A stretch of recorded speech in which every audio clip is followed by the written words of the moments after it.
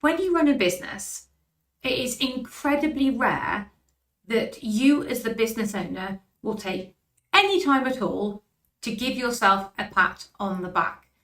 And the reason for this is that, I don't know if any of you have noticed that you do this, it's certainly something I do, is you're chasing this dream, or you're chasing the next thing. As soon as you finish one project, you're straight on to the next, or even beforehand, before you've even finished one project, as you can see, it's kind of coming to the end or it's coming to fruition.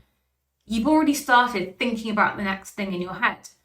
And because of that, there's not a moment that you stop and take stock of what you have actually achieved. And it's only been the last couple of years that I've really noticed how detrimental this is. The pandemic was hard for so many reasons, but specifically for businesses who had to pivot so quickly to adapt. We got through that gigantic trauma and then carried on trading and never stopped to go, well, that was a really hard thing. We did really well. And well done us for surviving, for thriving, for getting through it. And it's because of the way our brains are wired as business owners.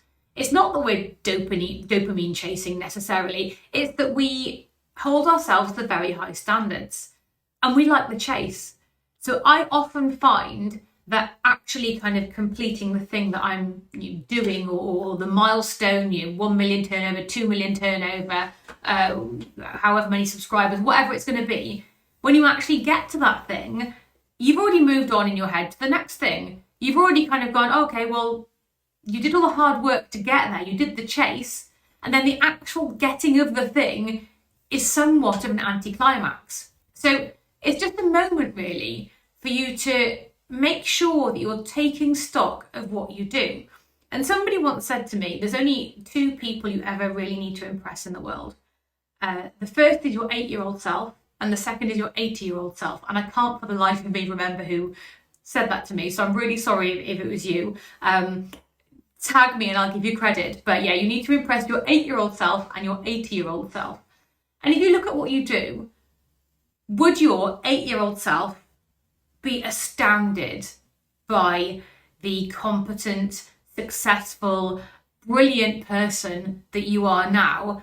I certainly know my 8-year-old self would look at the business I'm running now and the number of people we employ and the turnover milestones we're hitting and our growth rate and be like, what? Future me does all that? That's amazing. And 80-year-old me will look back at the energy and the drive and the motivation and the gumption you had to do this and go, yeah, I really tried to make something out of my life. I wasn't passive. I engaged. I did the thing. I did it with all of my heart. And if I'm 80 and I'm looking at me at 40, I'd be proud of that. So you only need to impress your 80-year-old self and your 8-year-old self.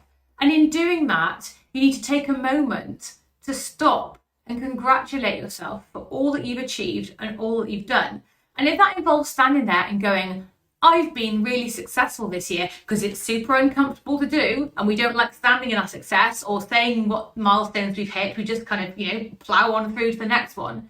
If it involves taking a moment and doing that and just taking stock, then I suggest you do that. Because when I look back at what we achieved 3 years ago, and the resources we had in order to do it, I'm astounded that we did that.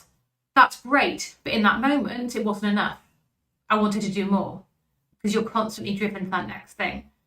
So whilst you're running your business and you're in all this, bonkers activity and the daily grind of it all and the daily distractions and hustle, try to, when you hit certain milestones, when you complete certain tasks off your vision board, or you meet the people you wanted to meet, or go the places you'd always dreamed of going, try and be present and just take a moment to take stock and be nice to yourself and kind to yourself and congratulate yourself on all that you've achieved, because ultimately that's what you're doing it for. You're doing it for you and your success and your development, and you need to celebrate that. So take those moments And I will also try harder to do the same thing.